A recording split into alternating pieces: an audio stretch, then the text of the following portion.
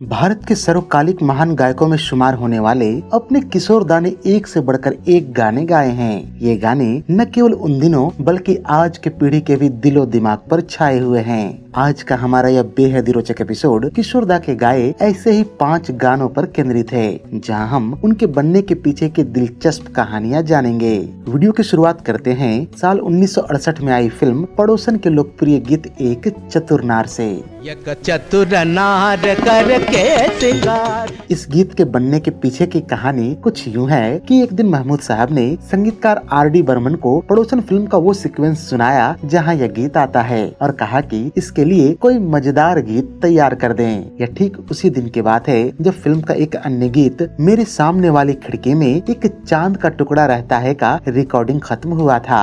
R.D. Burman के पास किशोर दा भी बैठे हुए थे। उन्होंने भी महमूद साहब का किस्सा सुना और मटकते हुए कहा कि अरे ये बिंदु तो बड़ी चतुर नार है। इतना कहकर वो अटक गए जैसे उन्हें कुछ याद आया हो। कुछ ही पल बाद उन्होंने R.D. बर्मन और महमूद साहब से मुखातिब होकर कहा कि इस सीक्वेंस पर फिट होने वाला एक गाना मैंने कुछ ही दिन पहले दादा मुनि के मुंह से सुना है। जब मैंने उनसे पूछा कि यह किस प्रकार का गाना है तो दादा मुनि ने बताया कि यह साल 1941 में आई मेरी फिल्म झूला में मेरे द्वारा गाई गई कुछ पंक्तियां हैं। महमूद और R.D. बर्मन ने किशोर दा से अधीर होकर कहा कि आप जल्दी से वो गाना सुनाओ। इस तरह से किशोर दा ने दादा मुनि यानी कि अशोक कुमार के लहजे में गाना शुरू किया एक चतुर नार कर सिंगार। इस गाने को सुनने के बाद महमूद साहब उत्साहित होकर R.D. बर्मन से बोले कि इसी गाने के पंक्तियों को लेकर कोई मजेदार गीत बनाओ जो मास्टर पिल्लई और भोला के संगीत मुकाबले को यादगार बना दे। खैर गाने का मुखड़ा तो मिल चुका था। ऐसे में फिल्म के गीतकार राजेंद्र कृष्ण को इसके अंतरे लिखने की जिम्मेवारी दी गई।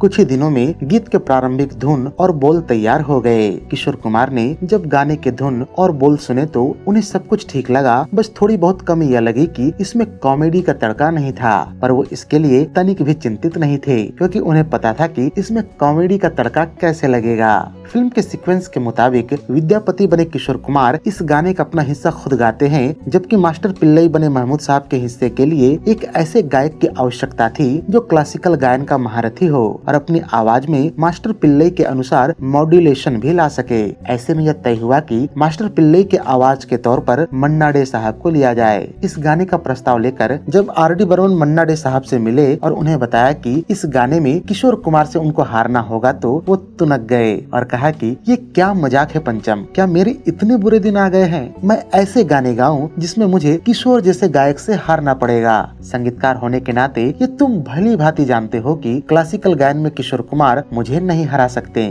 खैर इस मुलाकात का नतीजा यह निकला कि R.D. बर्मन मन्ना डे के बंगले से खाली हाथ निकले। वहाँ से निकलकर वो सीधे अपने घर पहुँचे और महमूद साहब को फोन लगाया, जो कि उस समय बेंगलोर में इसी फिल्म की शूटिंग कर रहे थे। महमूद साहब ने पूरी बात ध्यान से सुनी और कहा कि कोई बात नहीं, मैं खुद मन्ना डे साहब से इस बारे में बात करूंगा। अगले ही दिन महमूद अपनी शूटिंग रोककर बम्बई पहुँचे और सीधे मन्ना डे से मुलाकात की। मन्ना डे अब भी अपनी बात पर अड़े हुए थे कि वो किशोर कुमार से कैसे हार सकते हैं। महमूद सारा माजरा समझ गए। उन्होंने मन्ना डे को बड़े प्यार से समझाते हुए कहा कि आप थोड़े ही किशोर कुमार से हार रहे हैं, बल्कि फिल्म के अनुसार मास्टर पिल्लई का किरदार विद्यापति बने किशोर कुमार से हारता है। अब जाकर सारी बात मन्ना डे के समझ में आ गई कि या तो R.D. बर्मन के कहने के तरीके में गलती थी या फिर उनके समझने में भूल हुई होगी। खैर इस तरह से वो इस गीत के लिए तैयार हो गए। इसके कुछ ही दिनों बाद मन्ना डे के पास R.D. बर्मन का फोन आया और उन्होंने कहा कि आप गाने के रिहर्सल के लिए हमारे बंगले में आए। नियत समय पर मन्ना डे रिहर्सल के लिए पहुंच गए, पर किशोर कुमार का कहीं अता पता न था। अभी वो गीत के धुन और बोल पर गौर कर ही रहे थे कि वहाँ पर रखा हुआ फोन बजा, जिसके पास ही खड़े पंचम दा ने फोन उठाया।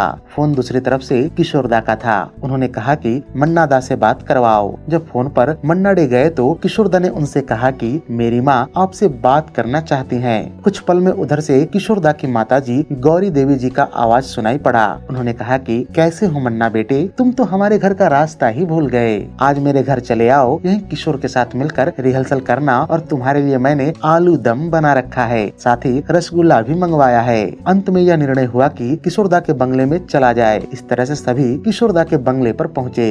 खाने के अंत में यह निर्णय हुआ कि कल से मन्ना डे के बंगले में रिहर्सल रिहर्सल होगा। इस तरह से आर.डी. बर्मन, मन्ना डे और किशोर कुमार के बंगलों पर बारी बारी से तकरीबन 10 दिनों तक इस गाने का रिहर्सल चलता रहा। इस रिहर्सल में सबसे दिलचस्प बात यह रही कि प्रत्येक दिन गाने के बोल और धुन में कोई न कोई बदलाव होता रहा, जिसमें आर.डी. बर्मन, किशोर दा, मन्ना डे और गीतकार राजेंद्र कृष्ण साहब का समान योगदान रहा। आखिर वो दिन भी आया जिस दिन इसकी रिकॉर्डिंग फिल्म सेंटर में होनी थी। उस दिन को याद करते हुए मन्ना डे बताते हैं कि रिकॉर्डिंग सुबह 9 बजे से शुरू होकर रात के 9 बजे तक चलती रही। इस दौरान गाने के कई टेक्स लिए गए। यहाँ यह जानना भी बड़ा दिलचस्प है कि उन दिनों पूरा गाना एक ही टेक में रिकॉर्ड किया जाता था, पर इस गाने की लंबाई और कठिन धुन और ताल को देखते हुए इसे 2 भागों में रिकॉर्ड किया गया। इस रिकॉर्डिंग में भी किशोर दा इन वक्त पर शब्दों के हेर फेर से बाज नहीं आए, जिसे सुनकर मन्ना डे और वहाँ उपस्थित सभी लोग काफी दुविधा में फंस गए थे। दरअसल इस गाने में रिकॉर्डिंग के वक्त ही किशोर दा ने अचानक से कई जिब्रिश शब्द डाल दिए, जिसका कोई मतलब तो नहीं था, पर वो शब्द गाने को हास्यपूर्ण बनाने में भरपूर मदद कर रहे थे। बहरहाल इस गाने की रिकॉर्डिंग किसी तरह 2 भागों में पूरी हुई, जिसे जोड़कर फिल्म में शामिल किया गया। फिल्म के साथ साथ इस गाने ने भी धूम मचा दी थी। यहाँ यह कहा जाए तो गलत नहीं होगा कि यह गाना एक पुराने वाइन की तरह है, जो जितनी पुरानी होती है उसका नशा और कीमत बढ़ती जाती है। अब बात करते हैं साल 1969 में आई राजेश खन्ना और शर्मिला टैगोर स्टारर फिल्म आराधना के लोकप्रिय गीत रूप तेरा मस्ताना की। रूप तेरा मस्ताना प्यार मेरा। क्या आपको पता है आनंद बख्शी साहब ने आखिर इस गीत को लिखने की प्रेरणा कहाँ से ली थी? दरअसल इसके पीछे भी एक बड़ी ही दिलचस्प कहानी है। इस कहानी को उनके बेटे राकेश आनंद बख्शी जी अपनी किताब में बड़े ही दिलचस्प अंदाज में बताते हैं कि एक बार आनंद बख्शी और उनके करीबी दोस्त हरी मेहरा बम्बई के खार स्टेशन के पास एक दुकान में पान खाने के लिए गए थे। पान खाकर जब वो लौट रहे थे तो रास्ते में एक बड़ी खूबसूरत लड़की जा रही थी। उसे देखकर दोनों में से किसी ने कमेंट किया कि वाह क्या रूप पाया है। इसके कुछ मिनटों बाद आनंद बख्शी ने फौरन सांता क्रूज के आसपास एक गुलमोहर के पेड़ के नीचे गाड़ी रोक दी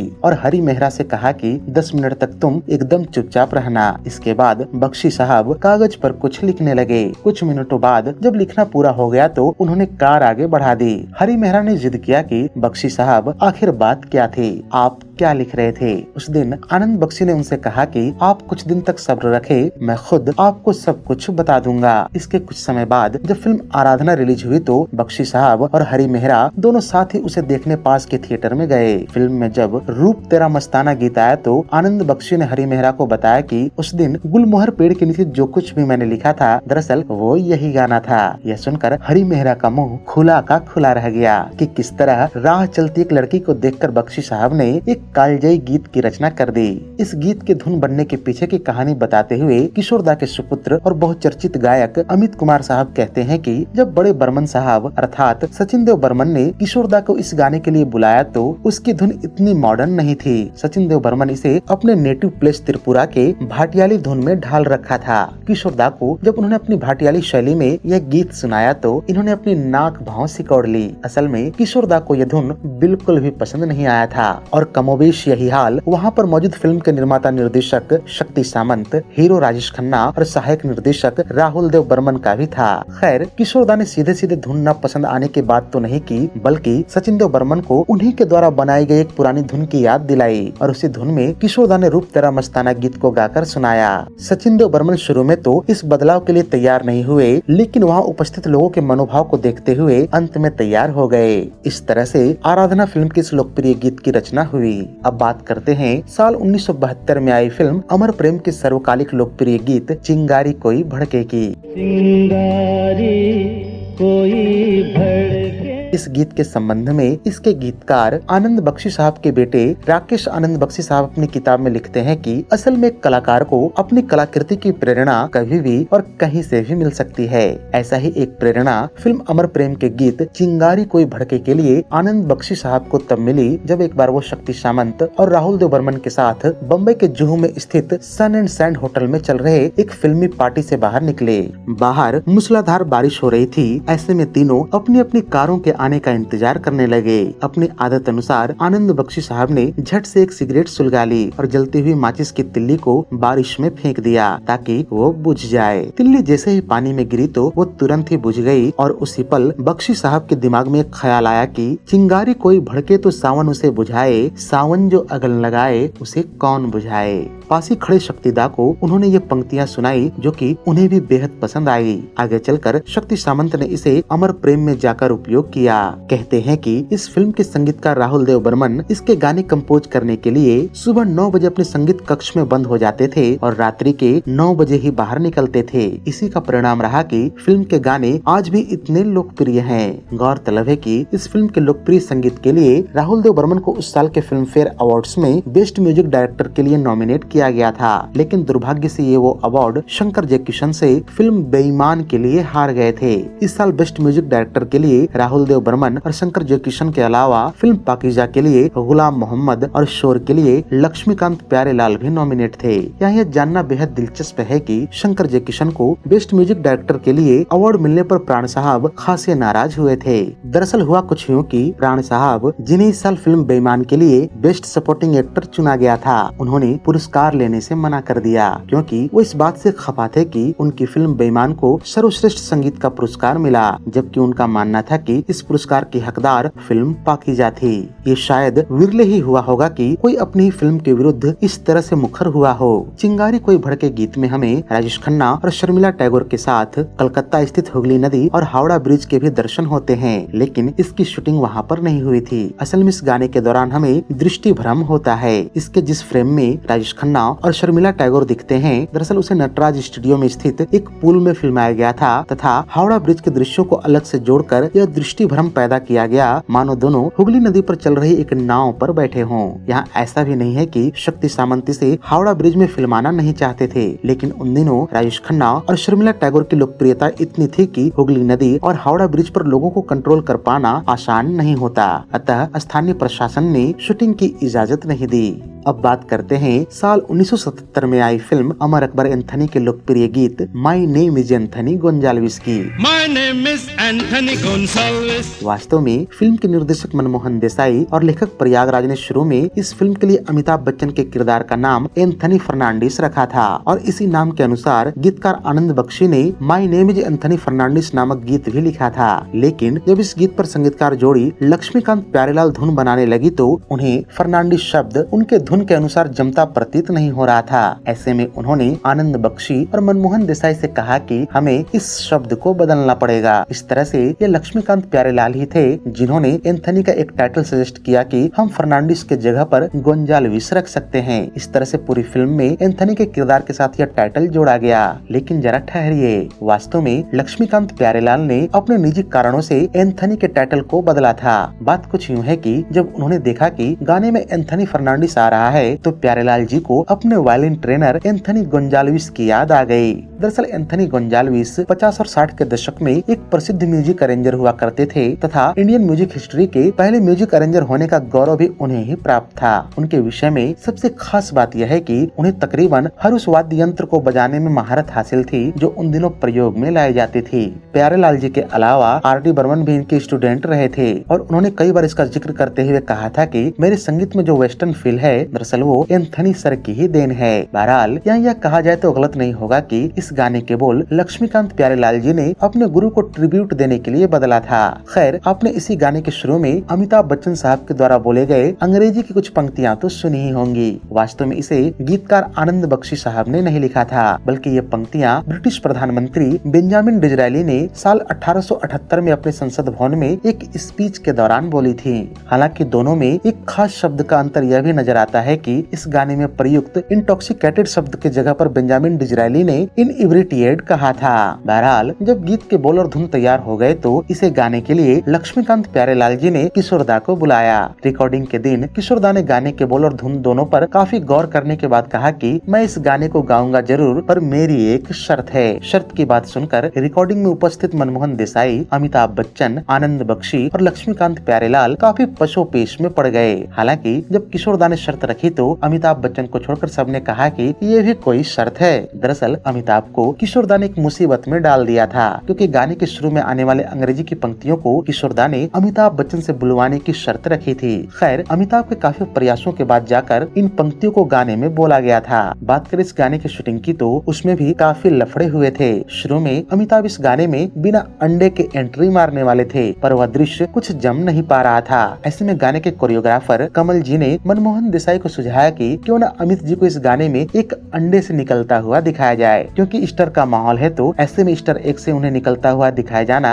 गाने में 4 चांद लगा देगा। इस तरह से गाने के लिए एक ईस्टर एग का ढांचा तैयार किया गया, पर इस डिजाइन को बनाने में कारीगरों से कुछ चूक हो गए, जिससे अमिताभ उसके अंदर ठीक से फिट नहीं हो पा रहे थे। अंत में ठीक वैसा ही एक अन्य मॉडल तैयार करवाया गया, तब कहीं जाकर बात बन पाई थी। इस दृश्य के संबंध में कोरियोग्राफर कमल जी कहते हैं कि इस एक गाने को फिल्माने के लिए 120 अलग अलग शॉट्स लिए गए थे। अब बात करते हैं साल 1978 में आई फिल्म डॉन की लोकप्रिय गीत खई के पान बनारस वाला की। ओ खई के पान बनारस वाला। असल में इस गीत को डॉन फिल्म में legendary film maker Manoj Kumar ji के सलाह पर जोड़ा गया था। उनका कहना था कि फिल्म की कहानी काफी विद्युत गति से चलती है और दर्शकों को सांस लेने तक की फुर्सत नहीं है। फिल्म के फर्स्ट हाफ में तो कुछ राहत भी है, लेकिन सेकंड हाफ तक आते आते हाल और भी बुरा हो जाता है। ऐसे में दर्शकों का ख्याल रखते हुए वहाँ कोई हल्का फुल्का गीत रखा जाए। इस तरह से फिल्म में यह गाना शामिल किया गया।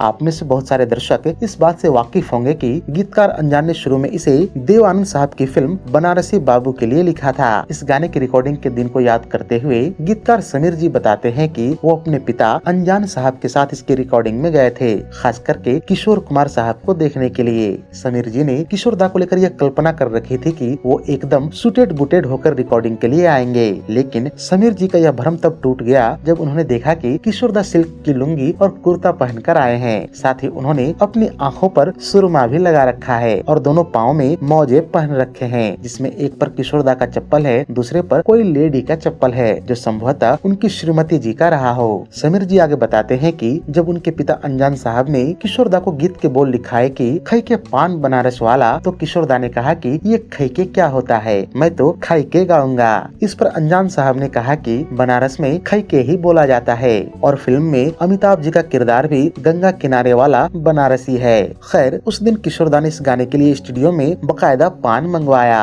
और पान खाकर ही गीत को गाया। इस दौरान पान थूकने के लिए रिकॉर्डिंग रूम में तिरपाल भी बिछाया गया था। समीर जी बताते हैं कि इस गाने को किशोर दा ने एक ही टेक में रिकॉर्ड कर लिया था और किसी को बिना बताए ही चुपचाप स्टूडियो से चलते बने थे। हाँ, रिकॉर्डिंग से पहले उन्होंने साजिंदों को यह अवश्य चेताया था कि बांगड़ुओं ओवर टाइम पाने के चक्कर में अगर किसी ने जानबूझकर गलत बजाया तो उसकी खैर नहीं। समीर जी किशोर दा से जुड़ा एक और किस्सा शेयर करते हुए बताते हैं कि किशोर दा ने एक बार उनके पिता अनजान साहब से कहा था कि मैं आपके साथ बनारस जाना चाहता हूँ, जहाँ हम दोनों एक नाव पर सवार होकर गंगा जी के बीचों बीच जाएंगे और वहाँ से लोगों के लिए खई के पान बनारस वाला गाएंगे। इस पर अनजान साहब ने कहा था कि किशोर दा, ये कभी भी संभव नहीं हो पाएगा। जब किशोर दा ने इसका कारण पूछा तो अनजान साहब ने कहा कि आपको देखने और सुनने के लिए गंगा जी के दोनों घाटों पर हजारों की संख्या में लोग उमड़ पड़ेंगे और आप जैसे ही गाना शुरू करेंगे लोग आप तक पहुंचने के लिए गंगा जी में कूद जाएंगे और संभवतः उनमें से कुछ लोग डूब भी जाएं। खैर, इस गाने की शूटिंग से जुड़ा एक किस्सा भी सुनाता चलूं कि इसकी शूटिंग के वक्त अमिताभ जी के पांव में चोट लगी थी, जिस कारण उन्होंने इसे काफी तकलीफ में शूट किया था। इसके अलावा इस गाने की शूटिंग के दौरान उन्होंने तकरीबन 40 पान खाए थे ताकि उनके होठों पर पान की लाली आ सके। इतने पान चबाने के चलते उनके होंठ और गाल के अंदरूनी भाग बिल्कुल छिल गए थे, क्योंकि पान में चूना भी मौजूद था। हालांकि यह भी सच है कि बिना चूने के पान से भी अमिताभ अपने होठों पर लाली पा सकते थे। तो ये थी किशोर दा के गाए 5 सर्वकालिक लोकप्रिय गीतों के बनने की दिलचस्प कहानियाँ। वैसे तो ऐसे किस्से उनके हर एक गाने पर कही जा सकती है, लेकिन वीडियो की लंबाई के चलते हमने इसे यहीं पर रोकने का फैसला किया। वैसे आप कमेंट में यह अवश्य बता सकते हैं कि आप उनके द्वारा गाए गए ऐसा ही किस्सा सुनना चाहते हैं। उन पर हम वीडियो के अन्य अगले भाग लाने का प्रयास करेंगे। फिलहाल आज के इस वीडियो में यहीं तक। मिलते हैं ऐसे ही एक और दिलचस्प वीडियो के साथ। तब तक हमारे चैनल पर उपलब्ध अन्य वीडियोज का भी आनंद लेते रहिए। धन्यवाद।